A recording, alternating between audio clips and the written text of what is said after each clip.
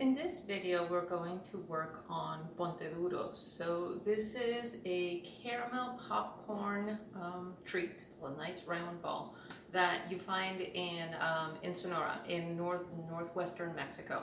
And it's very specifically to Sonora. There's other sort of sweets from other parts of Mexico and in Sinaloa, which is just south of Sonora, that are also called Ponteduros, but they're a different thing. There's a lot of times in Mexico where the same dish is called, or the same name is used for different dishes, or the same dish is called 3-4 different things depending on which part of the country you're at, which makes it nice and confusing. So we're going to start with making our popcorn. So this is a caramel popcorn ball. So if you've never popped popcorn on the stovetop, which a lot of people haven't, it's a little bit of a specific technique to it in order to be able to do it successfully. So I'll get the pot ready for that and we'll start making our ponteduros. Working on medium heat. So I'm gonna go ahead and add just a little bit of lard. That should be probably a little bit less than a tablespoon. So I'm gonna melt the lard, kind of swirling around. And I'm going to wait until that shimmers. So you don't want to use too much fat because that might make your popcorn feel greasy. So just enough to make sure that the corn all gets coated, okay? It is possible to pop the popcorn dry with no fat, but that fat is going to help it kind of activate it just a little bit better. So I'm going to continue to wait. Once my fat is hot and nice and shimmering, I'm going to add just a few kernels, maybe 3, and wait for them to pop. That's going to tell me that my pot and the fat and everything is at the right level of heat. And then I'm going to go ahead and add my remaining corn. Okay, my melted lard is starting to shimmer just a bit. And so by shimmer, I mean literally it'll look like the surface of a pond or a lake, just little light ripples. Okay, so I'm gonna take a few.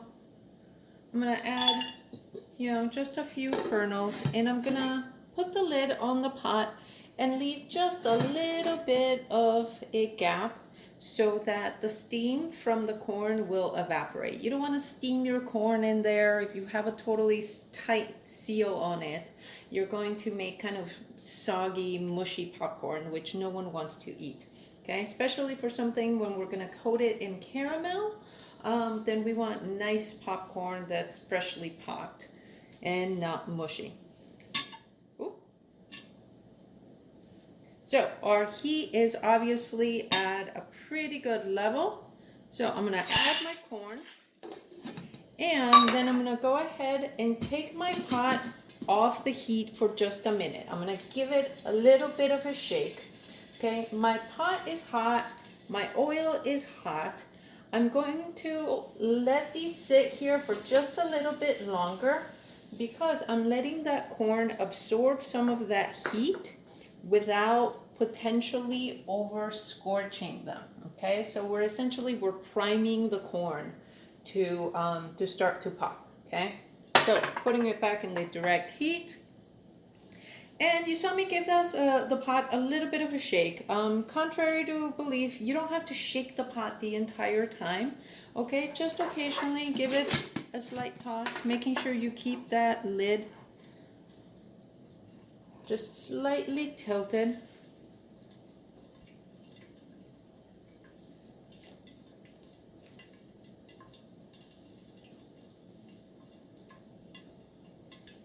And you want to, of course, make sure you use a deep pot so that you don't have popcorn overflowing everywhere. You want to make sure you use a lid so that you don't have popcorn potentially flying out. Sometimes the kernels, the unpopped kernels will pop out as well, and those are going to be really hot. You don't want to hurt yourself like that. That is not a good injury to tell people about. It's like, oh yeah, I got hit in the eyeball with an unpopped, burning hot kernel of popcorn. So now we'll just give it time. And we're working at medium heat. Gonna give this just a tiny bit of a shake. But things are starting to pop. Once things are starting to pop, you mostly leave it alone. Said you want to make sure you don't overheat your corn so that you might potentially scorch it. If you scorch it, it's going to have kind of an acid taste to all of it, or acrid taste. It's going to be unpleasant. So if you've never popped popcorn on the stovetop, make sure you get a nice big bottle. That way, you have extra corn just in case. And honestly, use a glass lid because there's nothing more delightful than watching popping corn bounce around.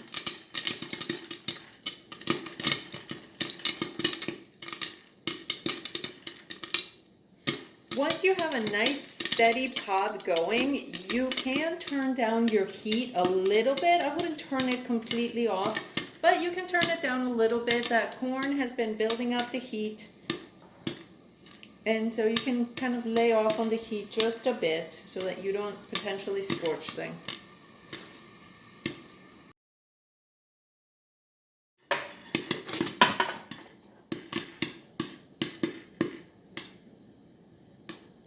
I love that sound. I don't know about you, but I love that sound. If you have a kernel that flies out, make sure you don't grab it. It's going to be screaming hot, okay? Learn from my experience. I've done this in the past. Okay, see, this is why I chose a nice deep pot for that amount of corn. I could have actually honestly gone with a deeper pot and I still would have been fine. Once you have your popcorn all done, you're going to go ahead and spread it out on a nice big sheet tray. Okay, it's going to be hot, so be careful. Especially be careful of unpopped kernels. They could potentially still pop, and at the very least, they're going to be really hot. So there's a few left at the bottom of my pot. I'm not too worried about it because it's not a big amount. But we're gonna let this cool off for a little bit. Then I'm gonna go through and make sure that I get out any unpopped kernels, okay? Because we wanna make sure we dig those out and we don't break a tooth on our delightful treat. See, I have some unpopped kernels that sneaked in on the bottom here, but I'm gonna not grab them yet because, like I said earlier, really, really hot, okay? See, it's like I go and try to grab them. So I'm gonna set this off to the side. In the meantime, we're going to make the caramel for this, and I'm gonna bring out one of my favorite Mexican ingredients, which is piloncillo. We're going to talk about what piloncillo is, where you can find it, and what you can do to substitute it if you can't find it. Like I said earlier, this is one of my favorite Mexican ingredients. It's not necessarily 100% exclusive to Mexico, but really, it's used throughout the entire country. It goes by a couple different names, primarily piloncillo. That's the name that I've always known it as. But in Sonora, it also goes by panocha. Panocha does tend to be more of in a brick rather than in the cone. So the cones themselves are really piloncillo. So this is a raw sugar. This is the sugar cane juice that is reduced and kind of caramelized and then poured into molds. Usually upside down, so it's a upside down mold, which is why sometimes you'll see this little bit of a divot right in the center. So I'm going to do 4 cones of piloncillo. That's about 650 grams. Okay, and I'm doing a cup of water, and I'm going to turn this on, and this is going to become molten lava in a little bit, okay? If you can't find piloncillo, you can substitute about 3/4 of a cup of packed dark brown sugar. The darker the better. And then you're going to add about a tablespoon of unsulfured molasses. So unsulfured molasses is going to be your top quality molasses. Okay, and the problem with a lot of dark brown sugar in the US is that it's actually had a lot of the molasses pulled out of it already. So you want to make sure you add just a little bit more. Piloncillo has a lot of minerals and nutritive properties in it still, which is the same as molasses. When you buy piloncillo, and you can find it at almost any Mexican grocery store, or at least a good Mexican grocery store. However, when you buy piloncillo, make sure that you look for one that is very fragrant. You should be able to smell it from a few feet away. And it's just going to have this beautiful dark caramel scent to it. But unfortunately, there's some piloncillos that are being made with sort of like a corn syrup and cane juice with food coloring added to it, and they're not going to have the same flavor, they're not going to have the same color. So look for like that deep mahogany color that you're seeing in this one. And I might adjust my camera so you can see better, but definitely look for the fragrance and look for the color of this. So there are a few rules to caramel making that I always like to go through whenever I'm doing a class with caramel. And I do have my fancy digital thermometer here out just in case I need it. I'm not much for thermometers. I usually just go by the look. If I need to, if I'm trying to get to the hardball stage like I am here, I'm going to go ahead and do my water test while I'm talking and while this is cooking. And since my popcorn has now cooled off enough, I'm going to pick out all of my unpopped kernels. So rule number one, even though I am breaking it right now, is when you are making caramel, you are only making caramel. That's the only thing you're doing. You're not chatting on the phone. You're not waiting for a very important temperature controlled package. Anything like that, okay? You don't take a bathroom break, period. Make sure you take care of all of that before you start caramel. I'm breaking that rule right now just because, you know, my piloncillo cones are still mostly whole, okay? So I'm gonna move these around just because these guys on this side are melting a little bit faster. So I know I have time. If I am making caramel with granulated sugar, absolutely the only thing I'm doing is making caramel.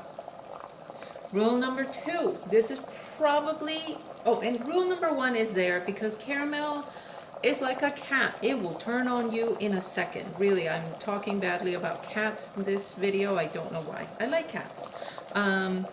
But it will turn on you in a second. It will go from perfect to burnt and, you know, burning a hole through your pot in a nanosecond. So just keep an eye on your caramel at all times. Rule number two, very, very important rule, and I have done this, so learn from my experience.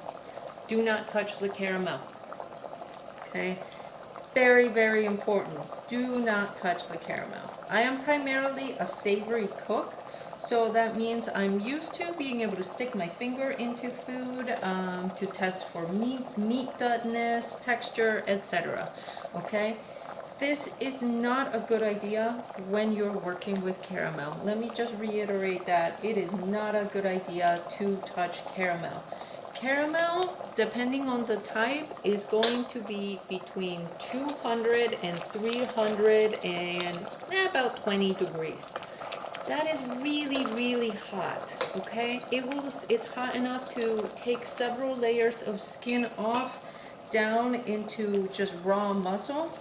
I've seen some horrible caramel burns. You do not want to be one of those people that has a horrible caramel burn. If you happen to get some caramel on yourself, okay, this is really important as well. Do not run it under cold water, because more than anything, all that that's going to do is make your skin blister immediately and come off your muscle. So if you burn yourself, put some olive oil on it. Olive oil is going to be really, really good for healing that wound, okay? And then just don't touch it until it feels better. So olive oil, not cold water. Learn from my experience, although I've never been a run it under cold water person. So not touching the caramel goes as far as covering. Don't try to sample the caramel right away. I had a student once that kept insisting on trying to try her caramel sauce that we had cooked to 320 degrees, and you know, after saying no several times and she kept insisting, I just sort of said, you know what, on your head be it if you decide to try it. So please don't be like that. Don't put caramel in your mouth. So I'm still waiting for my piloncillo to finish melting, but we can see we have this sort of beautiful caramel. Rule number 3 of caramel making is usually do not stir. This does not apply with this caramel because this has a lot of molasses in it. That molasses is going to keep the sugar in the piloncillo from crystallizing. Normally, if and I'm going to turn my heat down just a little bit here. I've been working over, you know, medium heat. Turn my heat down just a bit. Normally, no stirring the caramel. Today, stir the caramel so that it redistributes your sugars and the heat. On a granulated sugar caramel, do not stir the caramel because all you will be doing is recrystallizing it. And then it is possible to get the sugar to remelt, but your chances of burning it and the remelting point are going to be pretty high. So don't stir the caramel. This caramel with piloncillo, stir the caramel. Okay, you see how we've dropped the temperature? It's still molten lava. And I am gonna go ahead, just for giggles, test my caramel with my glass of water, okay? Glass of water, I'm gonna pour some of the piloncillo in here, and it sort of comes together, but it's not quite there. So I'm gonna cook it just a little bit longer. So if you burn your caramel, okay, and this happens, I've done it many, many times. If you burn your caramel, do not pour cold water into the pot, or any water at all. Any water is going to seem cold to your caramel. Don't pour water into the pot. Let it cool off. Then once it's hardened, add some water to it, and then you'll be able to just, you know, just put it under like low heat and cook it very gently until that caramel dissolves into the water. Okay? The worst thing that you can do is pour some water in it. It's going to potentially warp your pot and damage it, or make a volcano of steam and explode it in your face, and that's very dangerous. So please just let it cool off to the side until you're ready to deal with it. You know, go take a break, do something else. Caramel is like a dog or a horse. It can smell fear in you. So make sure you're nice and calm and comfortable about it. If you burn it, no big deal. And every single chef I know burns caramel, so myself included. So not a big deal at all.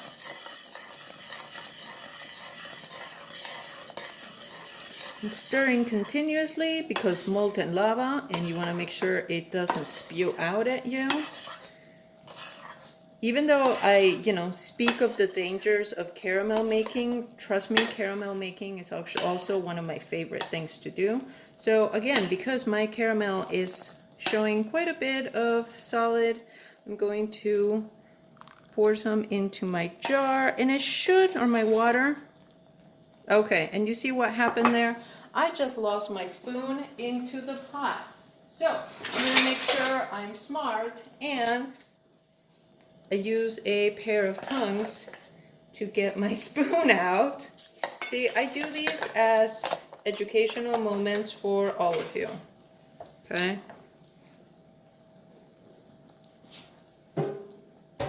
And I put it into the sink. Okay? So I will deal with that spoon and my tongues later. Okay. I'm gonna make sure I don't let go of this spoon this time. I'm gonna take a temperature of my caramel. So 200 and continues to rise, about 250.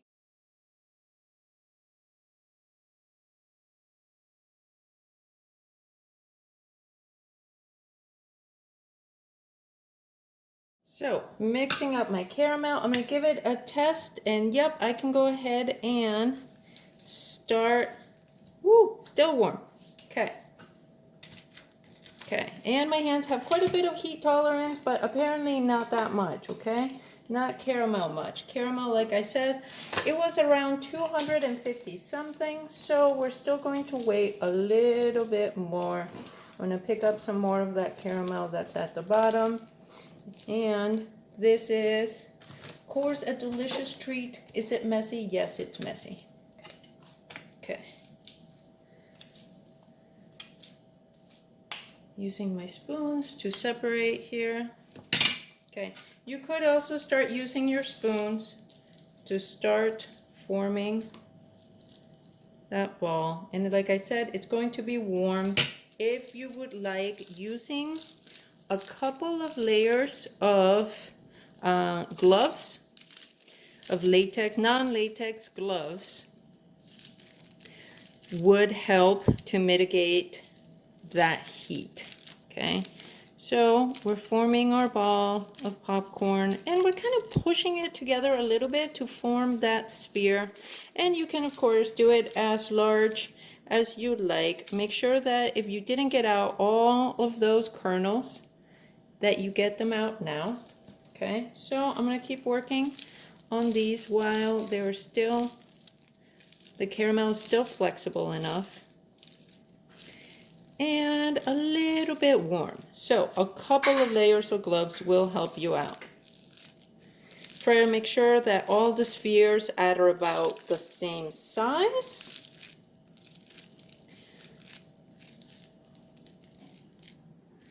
And these of course make, you know, wonderful little treats, gift bag treats to give to somebody. These, if you go to Hermosillo and you go to the municipal market, you'll see these hanging in cellophane bags at a lot of the stalls. And so of course you can ask or look around, walk around, and these are one of the things that you'll see. So, you know, ask to see maybe who the best vendor is, or just whatever you like the look of best. But, so you'll see the Ponteduros, so our caramel popcorn treats. You'll see pepitorias, which in Sonora will be made from, instead of pepitas, as you know, the name kind of makes it sound like it is, pumpkin seeds. In Sonora, they're going to be made with cacahuates, with peanuts. And Mexican peanuts have a very different flavor from American peanuts. Partially, it might be just the soil itself, and then also how they're cooked afterwards. So you'll see those. You'll see jamoncillo, which is a milk fudge, and it'll be studded with a perfect pecan half on top. This one is refusing to cooperate, so I'm going to use a little bit of food glue, a little bit of caramel. So this is why you want to work primarily fairly fast, even though it might be searing hot. Okay.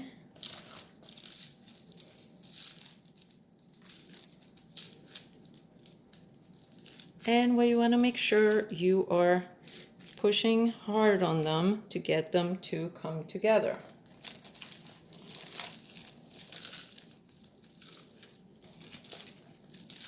So a little bit different from your typical caramel corn or caramel popcorn.